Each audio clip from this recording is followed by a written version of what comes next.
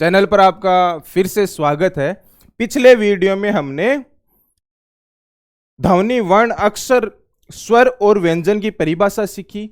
हमने वर्णों के बारे में सीखा कि मूल रूप से आपके 44 वर्ण होते हैं, 11 स्वर होते हैं, 33 व्यंजन होते हैं। फिर संयुक्त व्यंजन, उत्सिप्त और अयोगवाय के बारे में सीखा। आज हम इसी चैप्टर का दूसरा पार्ट जो आप यहां पर देख रहे हैं, स्वर और व्यंजन, इनको अलग अलग आधार पर विभाजित किया गया है, भेद किए गए हैं इनके बारे में पढ़ेंगे। यहां से काफी क्वेश्चंस एग्जाम में आते हैं, आपसे डायरेक्ट पूछ लेंगे कि निम्न में से स्वर दे देंगे तो निम्न में से कौन सा स्वर दीर्घ स्वर है, निम्न में से कौन सा स्वर मूल स्वर है, निम्न में से कौन सा स्वर वर्ताकार स्वर है, कौन सा स्वर संवर्त स्वर है। इनके प्रकार पूछ लेते हैं। स्वर दे देंगे आपके ऑप्शंस में और हेडिंग पूछ लेंगे कि कौन से का भेद है भैया, ये बताओ आपको। तो ज्यादा याद करने का पोर्शन है, फिर भी हम समझने का प्रयास करेंगे। व्यंजन वर्ण के बारे में यहां पर आपने देखा कि वर्ण को स्वर और व्यंजन में विभाजित किया गया। सबसे पहले हम स्वर के प्रकार सीखेंगे, उसके बाद में हम व्यंजन के प्रकार सीखेंगे, इनको समझने का भी प्रयास करेंगे। तो स्वर से स्टार्ट करते हैं। कॉपी पेन साथ में रखना, मैं आपको थोड़ा थोड़ा लिखाता भी रहूंगा जिससे आपके नोट्स भी बनेंगे। वीडियो पॉज करके आप ये भी लिख सकते हैं। तो स्टार्ट करते हैं हम स्वर से। तो स्वर को देखो, एक तो उच्चारण के आधार पर, उच्चारण की अवधि के आधार पर, उच्चारण के आधार पर, जीवा की क्रियाशीलता के आधार पर, ओष्ठों की गोलाई के आधार पर और मुखाकृति के आधार पर, इन 5 आधार पर स्वरों के भेद आज हम यहां पर सीखने वाले हैं। तो सबसे पहले आप हेडिंग डालो कि उच्चारण की अवधि के आधार पर स्वर के प्रकार, उच्चारण की अवधि के आधार पर स्वर के प्रकार। और सबसे पहला प्रकार लिखो आप ह्रस्व स्वर या मूल स्वर। इसमें लिखो कि ऐसे स्वर जिनके उच्चारण में एक मात्रा का समय लगता है या अथवा सामान्य समय लगता है, उन्हें हम ह्रस्व स्वर कहते हैं। ऐसे स्वर जिनके उच्चारण में एक मात्रा का समय लगता है, सामान्य स्वर लगता है, उन्हें ह्रस्व स्वर कहते हैं। क्या कहना चाह रहे हैं कि इसमें क्या बोला है उसने? अवधि के आधार पर स्वर के प्रकार। अवधि के आधार पर स्वर के प्रकार का मतलब हो गया कि जब आप उच्चारण करोगे तो उसमें कितना समय लगेगा, इस आधार पर स्वर के प्रकार विभाजित किए गए हैं। तो ह्रस्व स्वर ने आप में लिखा कि एक मात्रा का समय, मात्रा एक आधार दे दिया कि एक मात्रा का समय लगता है, कम समय लगता है, सामान्य समय लगता है, तो वह ह्रस्व स्वर है। 2 मात्रा का समय लगता है तो वह दीर्घ स्वर है, और 3 मात्रा का समय लगता है तो वे प्लुत स्वर है। ह्रस्व स्वर में आपने लिखा कि जिन स्वरों के उच्चारण में एक मात्रा का समय लगता है उन्हें ह्रस्व स्वर कहते हैं। अच्छा, जो ह्रस्व स्वर होते हैं उनको मूल स्वर भी कहा जाता है। इनके एग्जाम्पल है आपके ए, ई, उ और री, इन्हें आप मूल स्वर भी कह सकते हैं। दूसरा प्रकार लिखो दीर्घ स्वर। दीर्घ स्वर में आप लिखो जिन स्वर के उच्चारण में 2 मात्रा का समय लगता है अथवा मूल स्वर से दुगुना समय लगता है, उनको क्या कहते हैं? आपके दीर्घ स्वर कहते हैं। तीसरा क्या है? आपके प्लुत स्वर। प्लुत स्वर में आप लिख सकते हैं कि जिन स्वर के उच्चारण में 3 मात्रा का समय लगता है, अर्थात तिगुना समय लगता है, तो उन्हें क्या कहेंगे? उन्हें हम आप प्लुत स्वर कहेंगे। जिसका एग्जाम्पल क्या है? ओम। ये पहले संस्कृत भाषा में होते थे, आजकल इनका प्रयोग नहीं होता है। तो ओम का जब उच्चारण करेंगे तब आप क्या देखेंगे कि ओम में आप ध्वनि का उच्चारण करेंगे तो तिगुना समय लग रहा है। जो आप ए उच्चारण करने में समय लगा रहे हैं उससे तिगुना समय ओम के उच्चारण में लग रहा है, दुगुना समय दीर्घ स्वर के उच्चारण में लग रहा है। तो इनको आप कैसे याद करेंगे? इनको याद करने का तरीका यह है कि आप मूल स्वर याद कर लो। भैया मूल स्वर या ह्रस्व स्वर याद कर लो। मूल स्वर या ह्रस्व स्वर में आप देखेंगे ए, ई, उ, री, ये मूल स्वर है। उसके बाद जो बचेंगे वे आपके क्या हो जाएंगे? वे आपके दीर्घ स्वर हो जाएंगे। समझ में आ रहा है? दीर्घ स्वर को आप गुरु स्वर भी बोल सकते हो। दीर्घ स्वर या गुरु स्वर, ये जो अलग मैं बातें बता रहा हूं ये आप कॉपी में नोट डाउन करते रहिए, और जो यहां पे लिखा है इनका आप स्क्रीनशॉट लेके बाद में नोट कर सकते हैं या पॉज करके नोट कर सकते हैं। दूसरा प्रकार है उच्चारण के आधार पर। उच्चारण के आधार पर स्वर को 2 भागों में बांटा गया है, अनुनासिक स्वर और निरनुनासिक स्वर। अनुनासिक स्वर का क्या मतलब हुआ? जिनका उच्चारण मुख और नासिका की सहायता से होता है वे अनुनासिक स्वर होते हैं, और जिनका उच्चारण केवल मुख की सहायता से होता है निरनुनासिक स्वर होते हैं। तो अनुनासिक स्वर में लिखो कि वे स्वर जिनका उच्चारण मुख और नासिका दोनों की सहायता से होता है, अनुनासिक स्वर कहलाते हैं। वे स्वर जिनका उच्चारण मुख और नासिका दोनों की सहायता से होता है, अनुनासिक स्वर कहलाते हैं। निरनुनासिक स्वर वे स्वर जिनका उच्चारण केवल मुख की सहायता से होता है, निरनुनासिक स्वर कहलाते हैं। अब यहां पर आप देखेंगे अनुनासिक स्वर और निरनुनासिक स्वर में देखेंगे तो कुछ भी डिफरेंस नहीं है, चंद्र बिंदु का डिफरेंस है। जो 11 स्वर होते हैं आपके, उन 11 स्वर में अगर आप चंद्र बिंदु लगा देते हैं ऊपर तो वे अनुनासिक स्वर बन जाते हैं। चंद्र बिंदु हटते ही मूल स्वरूप में जो स्वर होते हैं उन्हें निरनुनासिक स्वर कहते हैं। तो यह हो गया आपका किसके आधार पर? उच्चारण के आधार पर। उच्चारण अगर मुख और नासिका से होता है तो उन्हें अनुनासिक स्वर कहते हैं, केवल मुख से होता है तो उन्हें निरनुनासिक स्वर कहते हैं। नेक्स्ट देखते हैं हम जीवा की क्रियाशीलता के आधार पर। जीवा की क्रियाशीलता के आधार पर इसमें आप देखेंगे तो आप देखेंगे कि यह मान लीजिए जीवा है आपकी। अब इस जीवा को 3 भागों में बांट दिया मैंने।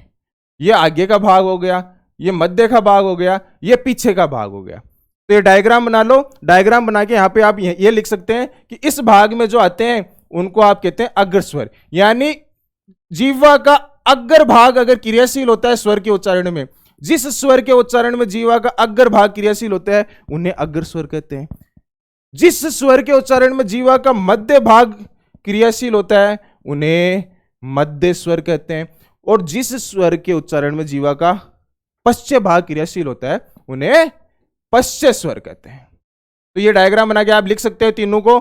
और फिर आप देखेंगे कि इनको याद कैसे करें सर। ठीक है, समझ में आ गया कि अग्र स्वर कौन सा है, मध्य स्वर कौन सा है, पश्च स्वर कौन सा है, याद कैसे करें। इनका उच्चारण करके देखो।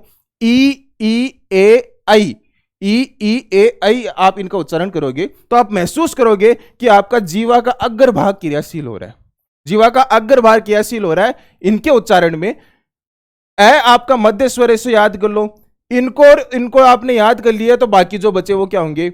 वे आपके पश्च स्वर हो जाएंगे। तो जीवा की क्रियाशीलता के आधार पर हमने स्वर के प्रकार देखा, अग्र स्वर, मध्य स्वर और पश्च स्वर। नेक्स्ट हम देखते हैं कि ओष्ठों की गोलाई के आधार पर जिन स्वरों के उच्चारण पे ओष्ठ का आकार गोलाकार हो जाता है उन्हें क्या कहेंगे? वृत्ताकार स्वर। और गोलाकार नहीं होता है तो अवृत्ताकार स्वर होते हैं। लिखो, वृत्ताकार या वर्तमुखी स्वर वे स्वर जिनके उच्चारण में ओष्ठों का आकार, होठ का आकार गोलाकार हो जाता है उन्हें वृत्ताकार या वृत्तमुखी स्वर कहते हैं। उच्चारण करो आप, उ ओ औ। उच्चारण करने पर आपको महसूस होगा कि इन 4 स्वरों का उच्चारण करने पर आपके ओष्ठों का आकार थोड़ा सा गोलाकार हो जाता है। तो उ बड़ा उ, ओ औ ये आपके क्या होंगे? गोलाकार स्वर हो गए, जिनको आप कहते हैं वर्ताकार या वर्तमुखी स्वर। नेक्स्ट लिखो, अवर्तमुखी या अवर्ताकार स्वर वे स्वर जिनका उच्चारण करने पर ओष्ठों का आकार, होठ का आकार गोलाकार नहीं होता है, गोल नहीं होता है, अवृतमुखी या अवृत्ताकार स्वर कहलाते हैं। ऐसे स्वर जिनका उच्चारण करने पर होठों का आकार गोल नहीं होता है उन्हें अवृत्ताकार स्वर कहते हैं। तो आपने अगर वृत्ताकार स्वर याद कर लिए, इनका उच्चारण करो, आपको पता चल जाएगा ओष्ठों का आकार गोलाकार होता है। तो जो बाकी बचेंगे वे क्या हो जाएंगे? वे आपके अवृत्ताकार स्वर हो जाएंगे या अवृतमुखी स्वर हो जाएंगे। लास्ट प्रकार देखते हैं हम स्वर का मुखाकृति के आधार पर स्वरों का वर्गीकरण। मुख कितना खुलता है इस आधार पर स्वरों का वर्गीकरण। तो 4 भाग है। पहला लिखो आप संवर्त स्वर, दूसरा अर्ध संवर्त स्वर, अर्ध विवर्त स्वर और विवर्त स्वर। संवर्त स्वर में क्या होगा? वे स्वर जिनका उच्चारण करने पर मुख बहुत कम खुलता है, बहुत कम खुलता है, संवर्त स्वर कहलाते हैं। जिनका उच्चारण करेंगे तो आपका जो मुख है वो सबसे कम खुलेगा, उनको आप क्या कहेंगे? संवर्त स्वर कहेंगे। नेक्स्ट क्या है? अर्ध संवर्त स्वर। अर्ध संवर्त स्वर में क्या लिखेंगे आप? वे स्वर वे स्वर जिनका उच्चारण करने पर मुख संवर्त स्वर से थोड़ा अधिक खुलता है। संवर्त स्वर से थोड़ा अधिक खुलता है, अर्ध संवर्त स्वर कहलाते हैं। अर्ध संवर्त स्वर में क्या होगा, संवर्त स्वर से मुख थोड़ा आपके अधिक खुलेगा। उसके बाद में आता है अर्ध विवर्त स्वर। वे स्वर जिनका उच्चारण करने पर मुख विवर्त स्वर से कम खुलता है, विवर्त स्वर से कम खुलता है, उन्हें अर्ध विवर्त स्वर कहते हैं।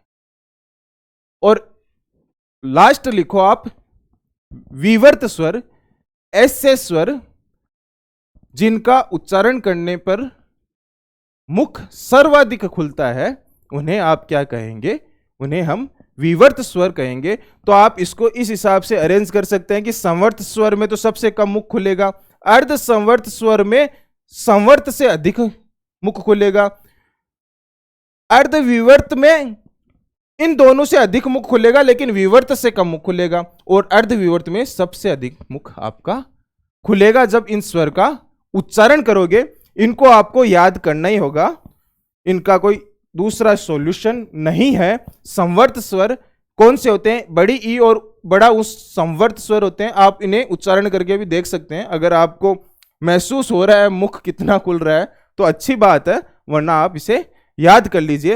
अर्ध संवर्त स्वर में आप देखेंगे तो ए और ओ हो जाएगा, अर्ध विवर्त में ए, आई और औ हो जाएगा, और विवर्त में आपके आ स्वर हो जाएगा। तो आपने ये क्या सीखा, स्वरों के प्रकार हमने पढ़े हैं। स्क्रीनशॉट ले लो, जो बचा है उसको भी आप नोट डाउन कर लेना, अपने नोट्स बना लेना। दूसरा हम प्रकार कहते हैं व्यंजन।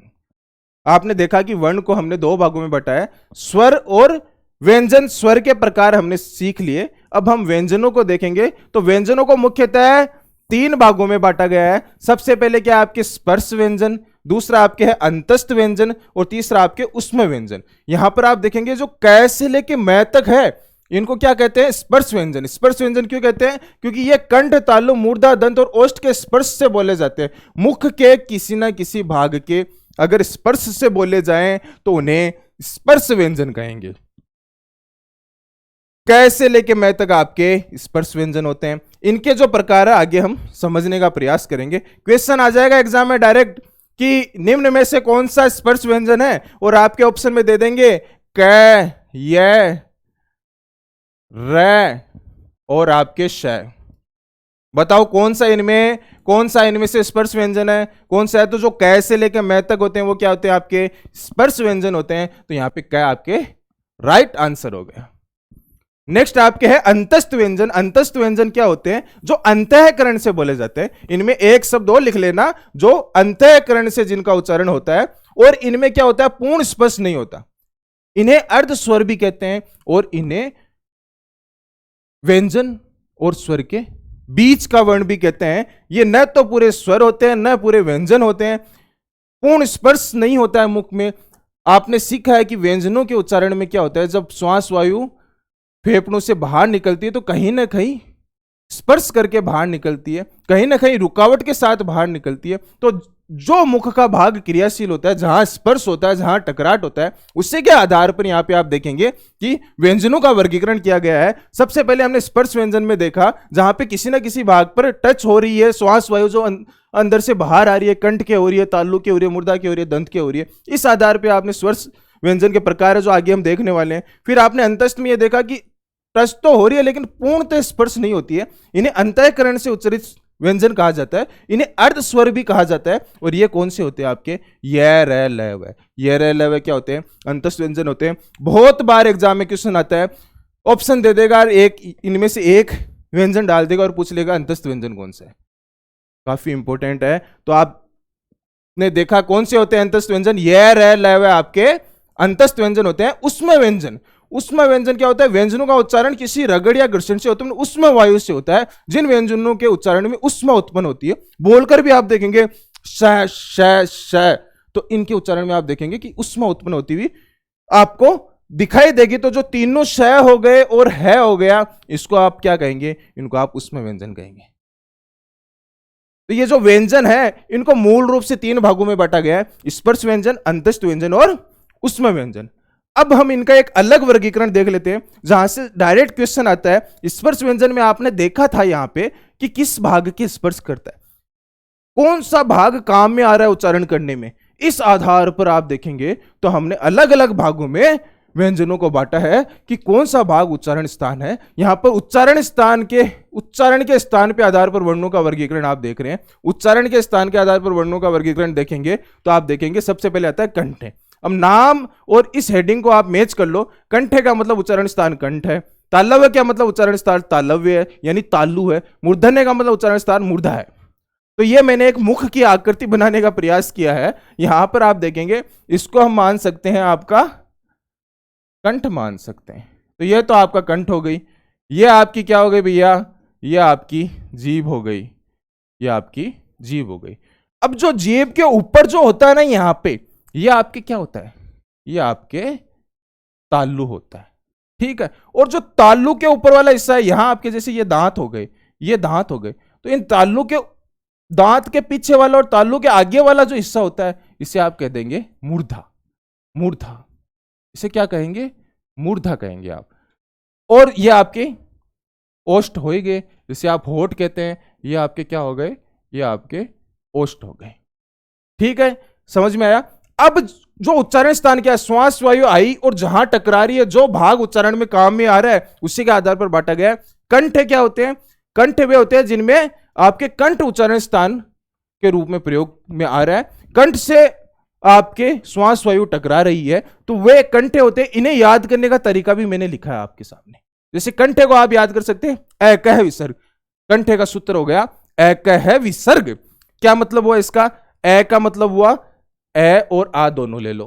कै का मतलब क्या हुआ, कै वर्ग। पिछले वीडियो में मैंने समझाया था वर्ग याद करना है। वर्ग क्या होते हैं, क ख ग ये आपने देखा है व्यंजनों में कि वर्ग क्या होते हैं। जैसे कि व्यंजन देखा है आपने, ये क ख ग सीखे होंगे आपने। जो कै की रेखा में ये कै वर्ग में आएंगे, चय की रेखा में ये चय वर्ग हो गया, टय की रेखा में टय वर्ग, तय की रेखा वाले तय वर्ग में आ गए, और पै की रेखा वाले पै वर्ग में आ गए। ये वर्ग होते हैं। तो कै वर्ग में कै ख ग घ अंग आ गए, चय वर्ग में चय छ झ झ ये आ गए। समझ में आ गया। तो यहां से आप देखेंगे, यहां पर आपने देखा कि कंठे में क्या होता है, ए कह विसर्ग याद रख लो। कंठे ए कह विसर्ग, कंठे ए कह विसर्ग। ए कह विसर्ग मतलब ए और आ गए, कै वर्ग आ गया और विसर्ग आ गया।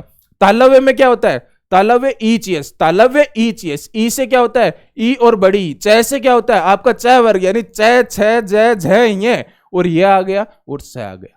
मूर्धन्य जो मूर्धा काम में आती है, मूर्धा क्या होती है, तालु के ऊपर वाला पार्ट। यहां पर मूर्धा काम में आएगी तो वो मूर्धन्य होंगे, उच्चारण स्थान मूर्धा होगा। क्या कौन से स्वर आएंगे, कौन से वर्ण आएंगे, तो आप देखेंगे रीटरस। रीटरस, रीटरस क्या होते हैं, मूर्धन्य। री हो गया, टय वर्ग हो गया, र और श हो गए। रीटरस से क्या याद रखेंगे, मूर्धन्य याद रखेंगे। दंत को लित्रस से याद रखेंगे, जिनका उच्चारण स्थान दंत होता है। ली हो गया, ल हो गया, तय वर्ग हो गया और स हो गया। ओष्टे को आप उप से याद रखेंगे, ओष्टे उप, ओष्टे उप, ऊ से ऊ और बड़ा ऊ हो गया और पै वर्ग हो गया। तो कंठे, तालव्य, मूर्धन्य, दंते, ओष्टे आपने सीखा। फिर नेक्स्ट क्या है, नासिका। प्रत्येक वर्ग का जो पंचम अक्षर होता है उसे, उसका उच्चारण स्थान आपकी क्या होता है, नासिका होता है। प्रत्येक वर्ग का पंचम अक्षर। पंचम अक्षर कौन सा है, 1 2 3 4 5। पंचम लास्ट वाला राग अंग हो गया, ये हो गया, न हो गया, न हो गया, म हो गया। ये जो 5 व्यंजन हो गए, इनका उच्चारण स्थान क्या होता है, उनका उच्चारण स्थान आप देखेंगे तो इनका उच्चारण स्थान आपके नासिका होता है। लेकिन सर इनका उच्चारण स्थान तो यहां पर आपने बताया कि कै वर्ग वाले में तो कै ख ग घ अंग, इसका तो यहां पे उच्चारण स्थान कंठे हो गया। तालव्य वाले में यह का उच्चारण स्थान तो आपके तालव्य हो गया, और ऐसे ही ट ठ ड न में उच्चारण स्थान आपके टय वर्ग यहाँ पे मूर्धन्य हो गया। तो ये मानना है या फिर प्रत्येक वर्ग के पंचम अक्षर का नासिका मानना है। तो अगर आपके एग्जाम में क्वेश्चन आ गया और दोनों ऑप्शन आ गए, नासिका भी आ गया और आपके जैसे अंग का पूछ लिया आपने कि ये अंग है, इनका उच्चारण स्थान बताओ, तो यहां पर तो आपने देखा कि कै वर्ग का पंचम अक्षर है तो कंठे आ गया, और नासिका भी ऑप्शन में आ गया, प्रत्येक वर्ग का पंचम अक्षर। तो कौन सा करना है, तो आपको कौन सा करना है, तो आपको नासिका वाला करना है। और नासिका ऑप्शन में नहीं आया, केवल कंठे आ गया, तो आपको कौन सा करना है, तब आपको कंठे वाला करना है, तालव्य वाला करना है, मूर्धन्य वाला करना है, दंते वाला करना है। न पूछ लिया इस आधार पर। समझ में आ रहा है। तो नासिका को यहां पर प्राथमिकता देनी है। उसके बाद में कंठ तालव्य, उच्चारण स्थान कंठ और तालु दोनों हो तो वे क्या होंगे, कंठ तालव्य। ए ओ आई ऐसे स्वर होते हैं जिनका उच्चारण स्थान कंठ और तालव्य दोनों होते हैं। कंठ ओष्ठ्य जिनमें उच्चारण स्थान आपके कंठ और होठ दोनों होते हैं, तो उनको कंठ ओष्ठ्य कहते हैं। और ओ होते हैं दंतोष्ठ्य में आपके वह आता है। याद करने का, याद कर लो, डायरेक्ट आएगा एग्जाम में कि कौन सा कंठोष्ठ्य है, कौन सा दंतोष्ठ्य है, कौन सा तालव्य है। कंपन के आधार पर और श्वास वायु के आधार पर लास्ट दो वर्गीकरण समझते हैं। वर्णों का वर्गीकरण है यहां पर, यहां तक आपने देखा ना, तो व्यंजन का वर्गीकरण देखा, इससे पहले आपने स्वर का वर्गीकरण देखा, यहां पर हमने दोनों का मिक्स कर दिया, ये वर्णों का वर्गीकरण हो गया। इसमें स्वर भी आ रहे हैं और व्यंजन भी आ रहे हैं, ऐसे ये भी वर्णों का वर्गीकरण है। लिखो कंपन के आधार पर वर्णों का वर्गीकरण, और सबसे पहले आप लिखो घोष या सघोष वर्ण। वर्णों के कंपन के आधार पर वर्णों का वर्गीकरण, घोष या सघोष वर्ण। ऐसे वर्ण जिनके उच्चारण में नाद या गूंज, नाद या गूंज अधिक उत्पन्न होती है, नाद या गूंज अधिक उत्पन्न होती है, उन्हें हम सघोष वर्ण या घोष वर्ण कहते हैं।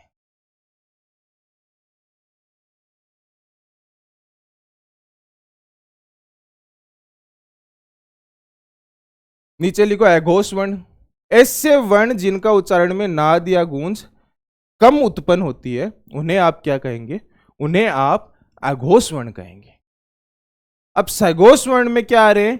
सघोष वर्ण में आप देखेंगे क्या आ रहे हैं, तो यहां पर आप देखेंगे प्रत्येक वर्ग का तीसरा, चौथा, पांचवा वर्ण ये लव है, और सभी स्वर आपके क्या आएंगे? सघोष आएंगे। प्रत्येक वर्ग का तीसरा, चौथा, पांचवा वर्ण। अब तीसरा, चौथा, पांचवा वर्ण के लिए आपको फिर से वही वर्णमाला समझनी होगी। वर्णमाला आपको याद है तो आप आसानी से बता सकते हैं तीसरा, चौथा, पांचवा क्या हो गया। वर्णमाला को लिख लो, तीसरा, चौथा, पांचवा कौन से हैं इनमें, जो प्रत्येक वर्ग, यानी ये एक वर्ग है, इसका तीसरा, चौथा, पांचवा कौन सा? ये रहे, तीसरा, चौथा, पांचवा, इसके ये रे, इसके ये रे, इसके ये रे। तो यहां पर ये देख रहे हैं, ये आपके तीसरा, चौथा, पांचवा है ना, ये किस में आएगा? आपके किस में आएगा भैया? ये आपके आएगा सघोष में। तो प्रत्येक वर्ग का तीसरा, चौथा, पांचवा वर्ण होता है, और आपके इसके साथ में क्या होते हैं? इसके साथ में ये रे लव है को भी शामिल किया है और सभी स्वर को शामिल किया है, तो वे आपके क्या होंगे? घोष होंगे, सघोष वर्ण होंगे। अघोष में क्या आएगा? प्रत्येक वर्ग का क्या बच गया? तीसरा, चौथा, पांचवा तो यहां आ गया, तो यहां क्या बच गया? पहला और दूसरा वर्ण आपके क्या होंगे? अघोष होंगे। इसके साथ में श और स को शामिल किया। सघोष में आप ये से देख सकते हैं सारे लगभग सारे किस में आ रहे हैं? ज्यादा किस में आ रहे हैं? ज्यादा आपके सघोष में आ रहे हैं। अघोष में आपके तुलनात्मक रूप से कम वर्ण आ रहे हैं। इनको याद ही करना पड़ेगा आपको। दूसरा वर्गीकरण लिखिए, श्वास वायु के आधार पर वर्णों का वर्गीकरण। श्वास वायु के आधार पर आप देखेंगे तो अल्प प्राण और महाप्राण, जिन स्वर के उच्चारण में श्वास वायु कम मात्रा में बाहर निकलती है, कम मात्रा में बाहर निकलती है, उनको क्या कहेंगे? हम उनको हम अल्प प्राण वर्ण कहेंगे। और श्वास वायु अगर अधिक मात्रा में बाहर निकलती है, आप बोलेंगे तो मैंने बार बार कहा कि फेफड़ों से श्वास वायु बाहर निकलेगी, कम मात्रा में निकलती है तो अल्प प्राण, अधिक मात्रा में आपके श्वास वायु बाहर निकलती है तो आपके क्या होंगे?